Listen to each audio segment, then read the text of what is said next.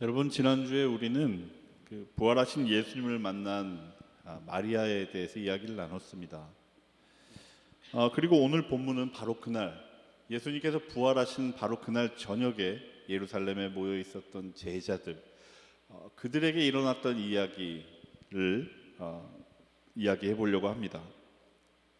부활하신 예수님을 만난 그날 마리아는 곧바로 예루살렘에 있는 다른 제자들에게 달려가 그들에게 부활하신 예수님의 소식을 전했지요. 그래서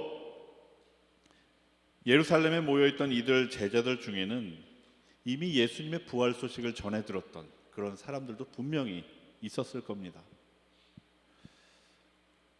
그런데 참 이상하죠? 오늘 본문을 보니까 그렇게 부활 소식을 전해 들었던 제자들이 모여있는 그곳에서 이들은 자신들이 모여있는 그 방의 모든 문들을 꼭꼭 걸어 잠근 채 숨어 있었다, 이렇게 기록을 하고 있죠.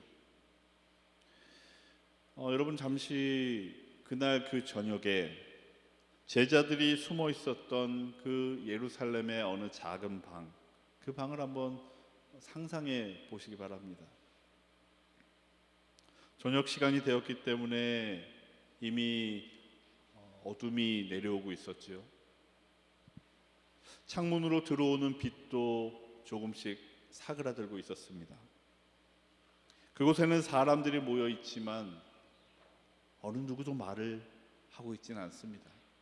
그저 모인 사람들의 숨소리만이 들려올 뿐이죠.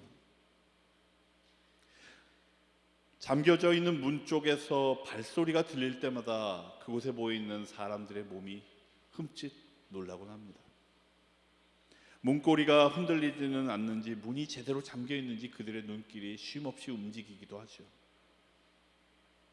아침에 들었던 소식, 즉 예수님이 부활하셨다라고 하는 말이, 그 마리아의 말이 자신들의 머릿속에 맴돌기는 하지만 그것이 그들의 마음을, 이 두려운 마음, 떨고 있는 마음을 진정시키고 기쁨이 되지는 못하고 있었습니다. 믿어지지 않아서이기도 했을 것이고, 설령 그것이 사실이라고 해도 자신들이 과연 그 기쁨 앞에 설 수 있을지 자신이 없어서이기도 했겠죠.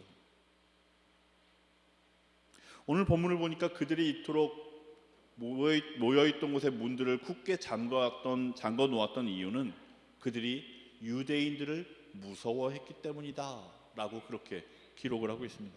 당연히 무서웠겠죠. 예수님을 따르던 자들이라고 하는 것이 알려지면 자신들도 분명 예수님이 당한 것과 같은 그런 험한 꼴을 당하게 될지도 모르니까요. 그런데 여러분, 저는 이 장면을 조용히 묵상을 하다가 이런 상상을 해보게 되었습니다. 그들이 문을 꽁꽁 걸어 잠그고 숨어 있었던 것은 비단 그들이 느꼈던 유대인들에 대한 두려움과 공포 때문만은 아니었을지도 모른다. 그 방 안에 있던 사람들을 한번 생각해 보시죠.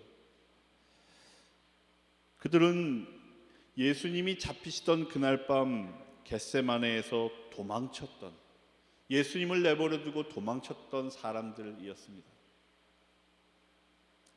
처음부터 그랬을까요? 아니요. 예수님께서 예루살렘으로 향하겠다고 말씀하실 때 제자들 중에 도마가 이렇게 외쳤죠. 가자, 우리들도 주와 함께 죽으러 가자. 그리고 도마의 이 담대한 외침에 그들도 당당하게 예수님 뒤를 따랐던 그런 사람들이었습니다. 하지만 그렇게 당당했던 그들, 예수님께서 십자가에 달리시던 그때 십자가 곁에는 그들이 없었습니다. 예수님이 죽음에 이르시던 그 긴 시간 동안 그들은 어딘가에 숨어 있었죠. 그리고 사흘의 시간이 지났습니다. 그토록 한때는 당당히 예수님을 따르겠노라 다짐하고 예수님 뒤를 쫓았던 그들이 한순간에 찾아온 그 공포와 두려움을 이기지 못해서 예수님을 결국 배신해버리고, 그런 뒤 혹 해를 당할까 두려워서 꽁꽁 숨어 있었던 그 3일 동안 그들의 마음에는 어떤 감정들이 일어났을까요? 부끄러움, 후회, 수치? 여러분, 사람이요 아주 강한 부끄러움과 수치를 느낄 때 하게 되는 공통적인 행동이 있습니다. 바로 숨는 거죠. 문을 걸어 잠그는 겁니다. 커튼을 치고 어둠 속으로, 아무도 나를 볼 수 없는 곳으로 나를 숨기는 겁니다. 부끄러운 이야기지만 제게도 그런 기억이 하나 있는데요. 한창 신앙적으로 뜨거웠던 제 30대 초반에 저는 어느 제자 훈련 단체에 들어간 적이 있습니다. 그런데 한 달이 채 못 되어서 저는 도저히 그 제자 훈련 단체에서 하는 프로그램을 견디지 못해서 그만 어느 날 아침에 가방을 싸들고 몰래 도망쳤던 그런 일이 있습니다. 그것은 마치 제가 예수님을 배신하고 예수님을 버려두고 도망친 것 같은 그런 기분을 갖게 했죠.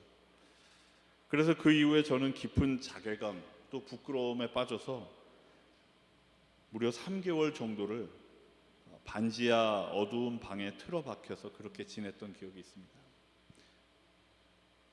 예수님을 배신한 것 같은 그 부끄러움과 수치, 예수님을 따르겠습니다라고 헌신하고 다짐하며 제자 훈련 단체까지 들어갔지만 견뎌내지 못했던 그 부끄러움이 얼마나 큰지 여러분, 저는 이 3개월 동안 예배도 제대로 드리지 못했었습니다. 주일 예배는 아예 드리지 않거나 집에서 혼자 성경을 읽거나 혹은 제가 잘 알지 못하는 낯선 그 동네의 작은 상가, 한국에 있는 그 상가 안에 있는 예배당을 찾곤 했습니다.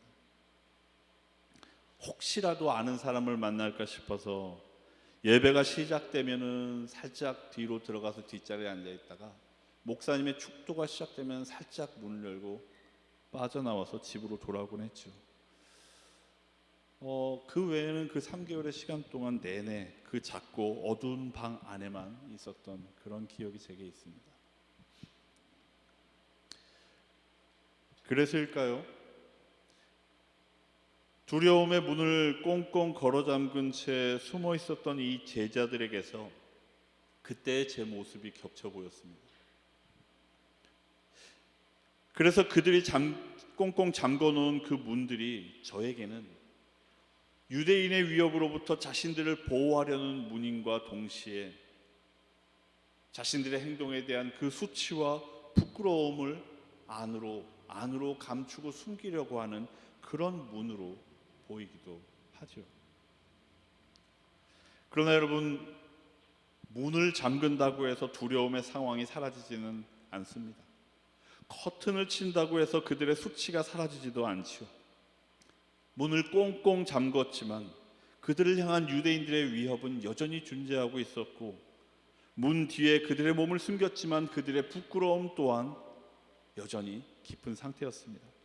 그렇게 그들은 그 문이 잠겨있는 그 어두운 방 안에서 여전히 떨고만 있었죠. 그리고 바로 그때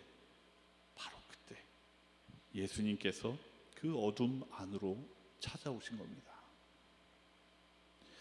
오늘 본문을 보니까 예수님께서 어떻게 그 문이 잠겨있는 방 안으로 들어오셨는지 설명하지 않습니다. 오늘 본문은 그저 이렇게 기록하고만 있을 뿐이죠. 예수께서 오사 가운데 서셨더라. 어떻게 잠긴 문 너머로 예수님께서 오셨는지는 중요하지 않다는 겁니다. 그분은 그곳에 오셨고 두려워하고 있는 그 제자들 한가운데 서셨다는 겁니다. 그리고는 그들에게 이렇게 말씀하셨죠. 그리고는 그들에게 입을 열어 말씀하셨죠. 여러분, 그때 예수님께서 제자들에게 건넨 첫 마디가 무엇이었을까요? 야, 이놈들, 여기 있었구나, 이놈들. 그때 왜 도망쳤지? 왜 나를 믿지 못했던 거냐? 이런 꾸중과 책망이었을까요? 아마 저라면 그렇게 얘기했을 것 같습니다. 그들이 배신하고 도망쳤던 것을 질책하며 혼을 냈을 것 같습니다. 그렇게 그들의 잘못을 꼬집어주고, 그래서 그들이 스스로 잘못을 인정해야, 네, 주님 내가 잘못했습니다, 이렇게 인정하는 말을 들어야 그 다음에 그들을 용서하든 그들과 화해를 하든지 할 수 있을 것 같으니 말입니다. 그들이 부활의 주님을 만나 진정한 회복에 이르려면 그들의 회개가 우선되어야 하는 것이 당연한 순서라고 생각되기 때문입니다. 그렇지만 예수님의 첫 마디는 그게 아니었습니다. 두려워하는 너희여, 평강이 있을지어다. 아무것도 묻지도 따지지도 않으셨습니다. 책망이나 설명의 말보다 먼저 하신 말, 그들의 자격을 확인하는 일보다 먼저 건네셨던 말, 그것은 그들의 평강을 비는 그런 말이었습니다.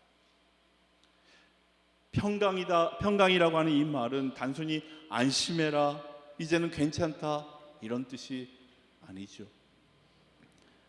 헬라어로 에이레네라고도 하고요, 또 히브리어로는 오늘 설교의 제목이기도 한 샬롬이라고 불리는 말입니다.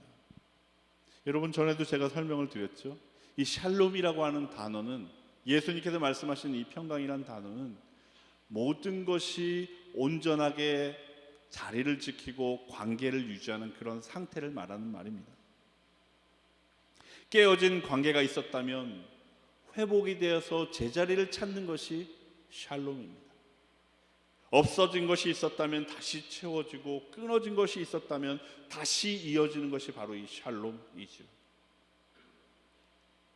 그렇게 그날 밤 예수님께서 두려워하는 제자들을 만나, 자신을 배신했던 제자들을 만나 그들에게 건넸던 첫 마디, 평강이 있을지어다, 이 말의 의미는 이런 것이었습니다. 두려워하는 너희여, 평안하여라. 너희와 나 사이는 끊어지지 않았다. 비록 배신과 실패의 밤이 있었지만 나는 지금 이곳에 여전히 너희 가운데 있다. 그리고 너희와 나 사이는 여전히 이어져 있다. 그러니 평강이 있을지어다.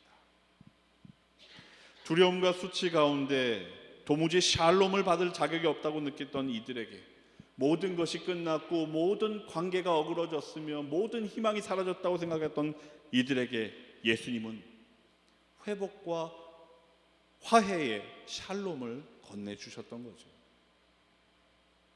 그러면서 예수님은 못자국이 난 자신의 손과 창자국이 난 자신의 옆구리를 그들에게 보여주셨습니다.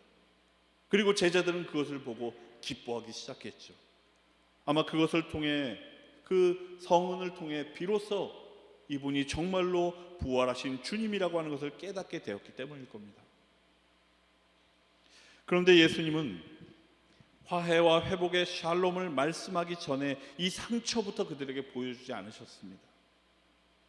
제자들에게 샬롬, 회복과 용서의 그 샬롬을 먼저 선언하신 후에 자신이 얘기하는 그 화해와 회복이 과연 어떠한 상처, 어떠한 대가를 치르고 이루어진 것인지를 보여주셨죠. 흥미로운 것은 예수님은 부활하신 후에도 이 상처를 가지고 있었다는 겁니다. 여러분, 이상하지 않습니까? 부활하셨으니까 모든 것이 새로워졌지 않습니까? 새 생명이지 않습니까? 새로운 존재이지 않습니까? 그런데도 그 흔적들이 여전히 예수님의 몸에 남아 있었다는 겁니다. 예수님은 그것을 감추지 않으셨다는 거죠. 예수님은 상처가 없어지거나 혹은 그 상처가 다 아문 뒤에야 비로소, 그래서 모든 것이 괜찮아진 뒤에야 비로소 화해와 용서를 이야기하며 샬롬, 평강이 있을지어다 라고 제자들에게 말씀하신 것이 아니라, 여전히 제자들의 그 배신으로 인하여 새겨졌던 그 상처를 지닌 상태 그대로 그들에게 평안을 말씀하셨다는 거죠. 여러분, 세상이 주는 평안이라고 하는 것, 그것은 언제나 고통이 사라지고 문제가 사라진, 해결된 뒤에야 찾아올 수 있는 것입니다. 문제가 해결되고 상처가 아물어야, 그래서 수치와 두려움이 사라져야 비로소 평안할 수 있다고 세상은 그렇게 말을 하지요.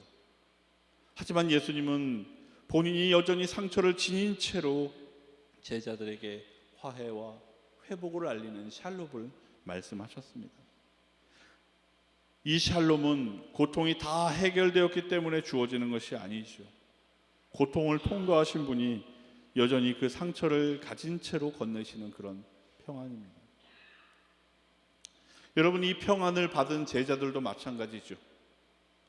예수님이 부활하셨다고 해서 유대인들의 위협이 사라진 것도 아닙니다. 예수님이 부활하셨다고 해서 자신들이 행했던 그 수치스러운 배신의 기억들이 사라지는 것도 아닙니다. 여전히 그들에게는 두려움과 공포가 있었고 부끄러움과 수치가 있었지만, 그럼에도 그들에게는 예수님께서 건네시는 평안이 주어지고 있었습니다. 그렇게 여러분, 주님께서 우리에게 평강이 있을지어다 말씀하실 때 우리가 할 수 있는 일이 있다면 그것은 그저 그 평강을 받는 것밖에 없습니다. 아직 나의 문제가 해결되지 않았어도, 아직 내가 하나님의 그 은혜를, 복을 누릴 자격을 갖추지 못했다고 여겨진다고 해도 주님께서는 우리로 인한 그 상처를 품으신 채로 우리에게 다가와 그 같은 샬롬을 주시기를 원하기 때문이죠. 주님 주시는 그 평강의 은혜를 얻기 위해서 우리는 무엇으로도 값을 치를 수도 없고 그에 걸맞는 자격을 갖출 수도 없습니다. 그저 거부할 수 없는 그 은혜가 여러분들에게 주어질 때 우리는 그것을 받게 될 뿐이죠. 여러분, 그러한 주님의 평강의 음성을 거부하지 마시기 바랍니다. 그 반지하 골방에서 제가 나올 수 있었던 것도, 다시 예배를 회복하고 사역의 소명을 다시 붙들 수 있었던 것도 거부할 수 없이 주어졌던 우리 주님의 샬롬 때문이었습니다. 아무도 저를 설득한 것이 아니었고 제가 먼저 준비된 것도 아니었습니다. 예수님이 먼저 오셔서 말씀하셨습니다. 그 말씀이 잠겨있던 제 마음의 문 안으로 들어오셨죠. 그리고 그 은혜로 인해 지금 저는 여기까지 와 있습니다. 사랑하는 여러분, 오늘 이 자리에도 꽁꽁 잠겨있는 마음의 문 뒤에 숨어있는 분 분명히 계실 겁니다. 아무에게도 드러내지 못한 수치와 불안과 부끄러움을 여러분들의 마음의 문 뒤에, 기억의 문 뒤에 꽁꽁 숨겨두고 있는 그런 분들이 계실 겁니다. 그래서 모든 것을 새롭게 하시는 예수 부활의 그 소식을 듣고도 그 기쁨이 아직은 내 것이 될 수 없다고 느끼는 그런 분들 분명히 계실 겁니다.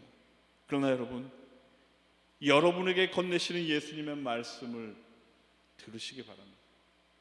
예수님은 끊임없이 여러분들의 문 안으로 들어와 여러분에게 말씀하고 계십니다. 두려워하는 너희여, 너희에게 평강이 있을지어다. 예수님께서 전하시는 이 평안의 말을 들은 제자들은 기뻐졌습니다. 그리고 그분이 부활하신 주님이라는 사실에 또한 기뻤지요. 아마 그 방에 어두웠던 분위기는 한순간 밝아졌을 것입니다. 그런데 그런 와중에 예수님은 또 한 번 같은 말씀을 제자들에게 이렇게 건네십니다. 너희에게 평강이 있을지어다. 그런데 이번에는 느낌이 좀 다르죠? 처음 샬롬을 말씀하실 때 제자들이 모인 방은 두려움과 혼란과 수치와 무기력만이 가득했습니다. 그런데 지금은 그 방에 두려움이 사라지고 기쁨과 소망이 다시 피어나기 시작했습니다. 그런데 바로 그때 예수님은 다시 한번 두 번째로 샬롬을 말하고 있는 겁니다. 무슨 의미일까요? 이 두 번째 샬롬은 처음과는 다른 의미를 담고 있는 것이었습니다.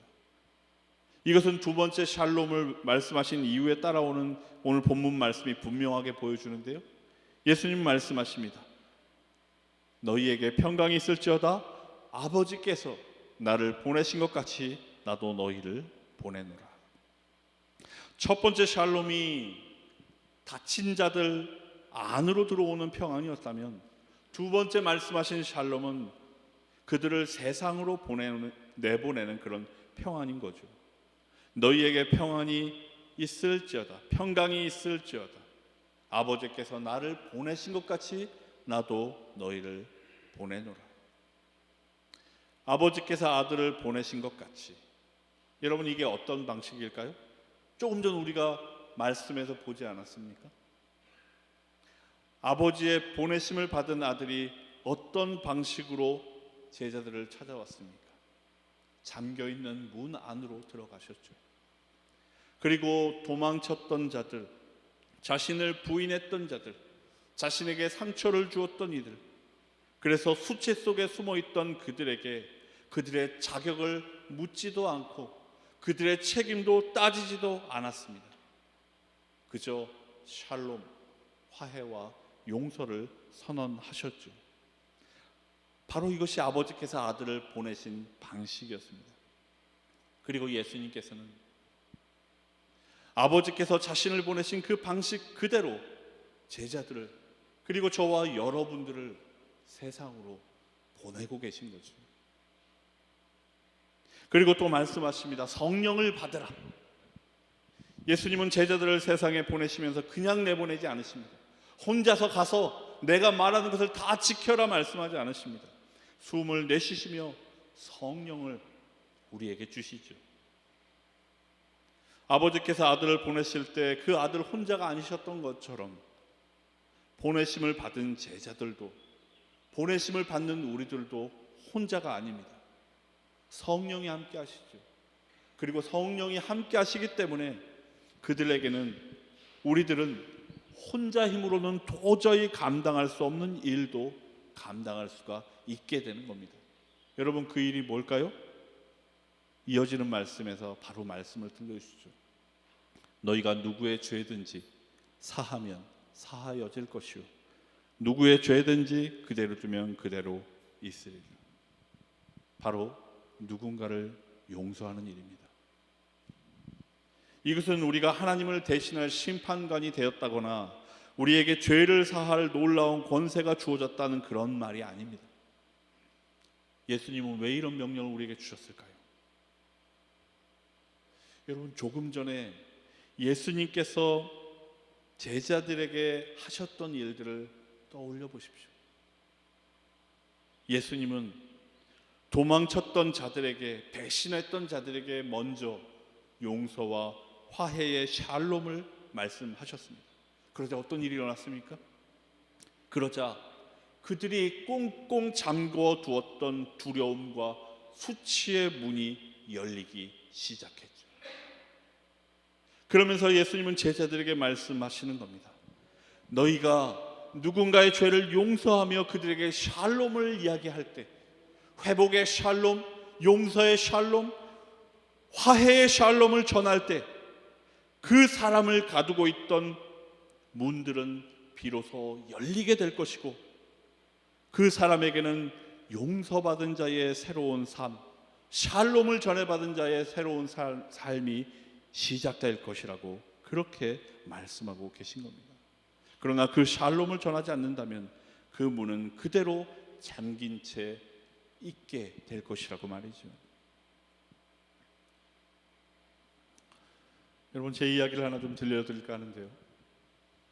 제가 처음 미국에 유학을 왔던 초기에, 유학 시절 초기에 정말 가깝게 지내던 친구가 한 명 있었습니다. 밤새도록 같이 도서관에서 공부를 하기도 하고, 둘이서 차를 타고 나가서 야식을 먹기도 하고, 평소에 신앙 이야기부터 속 깊은 이야기까지 털어놓을 수 있는 그런 사이였습니다. 저희 아내가 여기 있지만 제 첫사랑 얘기도 서스럼 없이 할 그런 친구였습니다. 너무 진지한 것 같아서. 그런데 졸업을 한 후에 각자의 길을 걷던 어느 날, 다른 누군가를 통해서 제 마음을 아프게 하는 소식을 하나 전해 들었습니다. 그것은 그 친구가 오랫동안 저의 험담을 하고 다녔다는 그런 이야기였습니다. 심지어는 저와 함께 즐겁게 어울렸던 그런 시간에도 그랬다는 얘기죠. 큰 배신감이 느껴졌습니다. 감당할 수 없는 분노까지 느껴졌습니다. 그러나 전화를 걸어서 그에게 왜 그랬냐고 따지는 대신에 저는 그분과 연락을 끊고 살기로 결심을 했습니다. 그리고 수년의 시간이 흘렀죠. 그런데 어느 날 문득 그를 용서해야 되겠다는 마음이 제 마음 가운데 들었습니다. 쉽지 않았죠. 그에게 연락하기까지 수없이 기도도 했고 또 수없이 망설이기도 했습니다. 그러나 결국 제가 먼저 수년 만에 연락을 했고 그와 함께 아침을 먹는 자리를 만들었습니다. 그리고 그 자리에서 그분에게 말했습니다. 내가 그런 이야기를 들었고 큰 상처를 받았지만 나는 그것을 용서하기로 했다고. 그리고 그에게 사과했습니다. 내가 당신에게 상처를 준 일이 있었다면, 그래서 그것 때문에 당신이 나에 대해서 그런 말을 했다면 내가 잘못했습니다. 미안합니다. 제 말을 들은 그는 한동안 아무 말도 하지 못했습니다. 그러더니 잠시 후 그가 입을 열었습니다. 그리고 이렇게 말했죠. 사과를 해야 한다면 내가 당신에게 해야 할 텐데 왜 당신이 나에게 사과를 하는 거냐고 말이죠. 그때 저는 그에게 이렇게 말했습니다. 나는 이미 당신을 용서했고 내가 당신 마음에 남긴 상처들도 분명히 있었을 테니 그저 그것을 사과하는 것이라고 말이죠. 그 이후에 그분과 저의 관계가 예전처럼 그렇게 예전으로 돌아간 것은 아니었습니다. 그러나 그분을 용서하러 그 자리로 걸어갔을 때 저는 아주 오랫동안 닫혀 있었던 제 안에 무언가가 열리는 것을 느꼈습니다. 그리고 훗날 우연히, 정말 우연히 그분을 다른 자리에서 만나게 되었을 때 그분의 얼굴에서도 그것이 느껴졌습니다. 여러분, 오늘 설교를 시작하며 머릿속으로 그려보았던 그 방의 장면을 한번 다시 떠올려 보십시오. 저녁이 된 예루살렘 어딘가에 그 작은 방, 숨 죽인 채 모두가 숨어 있기만 했던 그 방, 그 어두운 방 안으로 예수님이 오셨습니다. 그리고 2번에 걸쳐 샬롬이라 말씀하셨습니다. 첫 번째 샬롬은 두려움과 수치로 잠겨있던 그 방 안으로 전해지는 평안이었습니다. 그리고 2번째 샬롬은 그 평안을 받은 사람들을 다시 세상으로 보내는 평안이었습니다. 바로 그 2번의 샬롬으로 인하여 그 방에 모여있던 사람들은 그 방에 들어올 때와 나갈 때 전혀 다른 사람이 될 수 있었습니다. 그리고 그들이 그 문 밖을 벗어나 걸어나간 세상에는 여전히 잠겨있는 수많은 문들이 있었죠. 그들은 성령과 함께 그 문들 앞으로 나아갔습니다. 그리고 바로 그곳에서 그 문 뒤에 있는 사람들을 향하여 자신들이 받은 주님의 샬롬을 사람들에게, 이웃들에게, 세상에 그렇게 전했습니다. 오늘 우리가 모인 이 자리도 그날의 그 방과 다르지 않습니다. 각자의 잠긴 그 문을 가지고 살다가 여기에 왔다가 이 예배의 자리에서 우리 주님께서 주시는 그 샬롬을 받고 화해의 샬롬, 용서의 샬롬, 회복의 샬롬, 그 음성을 듣고 다시 한번 이 문들을 열고 밖으로 향해 걸어가는 곳이 바로 이 자리입니다. 그리고 여러분들이 걸어가게 될 그 세상, 그 삶의 자리에도 여전히 문을 잠그고 있는 누군가가 있을 겁니다. 여러분들의 가족, 여러분들의 배우자, 여러분들의 이웃, 혹 지금 여러분 마음에 떠오르는 누군가의 얼굴이 있다면 그 사람이 바로 여러분이 들어가 화해와 용서와 회복의 샬롬을 전해야 할 문 너머에 누군가일 것입니다. 사랑하는 여러분, 너희에게 평강이 있으라. 이 말씀을 들려주시는 주님은 오늘도 우리 가운데 계십니다. 그리고 우리는 주님께서 우리에게 주신 그 평강을 이웃과 세상들에게 전하라고 보내심을 받은 사람인 줄로 믿습니다. 함께 기도하시겠습니다.